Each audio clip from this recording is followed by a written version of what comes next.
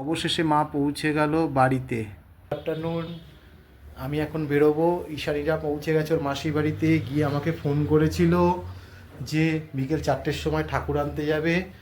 আমিও পৌঁছাবো ওখানে। গিয়ে কী কী করছি তোমাদেরকে সব কিছু শেয়ার করব।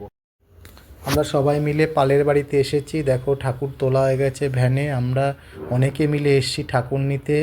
ঠাকুরকে নিয়ে এবার আমরা বাড়ির দিকে যাব, রওনা দেব। অনেকে এসছে, দেখো সবাই মিলে হইচই করতে করতে ঠাকুর নিতে এসেছি। এদিকে ঈশানীও কিন্তু আমাদের সঙ্গে এসছে। এই দেখো ঈশানী ওর দিদির কোলে রয়েছে, ও আবার হাত নাড়ছে ঠাকুরের দিকে তাকিয়ে। এই দেখো ঠাকুরকে নিয়ে আমরা রওনা দিলাম। এবার আমরা ঠাকুরকে নিয়ে আমাদের বাড়িতে চলে এসেছি। ঈশানী বড় মাসি ঠাকুরকে দেখো বরণ করছে। ঠাকুরকে বাড়িতে নিয়ে আসার পর বরণ করতে হয় যেহেতু, তাই বরণ কাজ চলছে।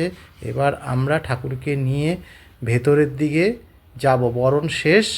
এবার আমরা ঠাকুরকে নিয়ে দেখো ভেতরের দিকে যাচ্ছি আস্তে আস্তে। ঈশানীর মামা, আমি আর এক দাদু, তিনজনে মিলে আমরা ভেতরের দিকে এলাম ঠাকুরকে নিয়ে। আস্তে আস্তে খুব সাবধানে ঠাকুরকে দেখো বসাবো সিংহাসনে। এই দেখো বসানোর কাজ চলছে। সবাই মিলে বলছে একটু সরাতে, সোজাসুজি হলো কিনা দেখছে।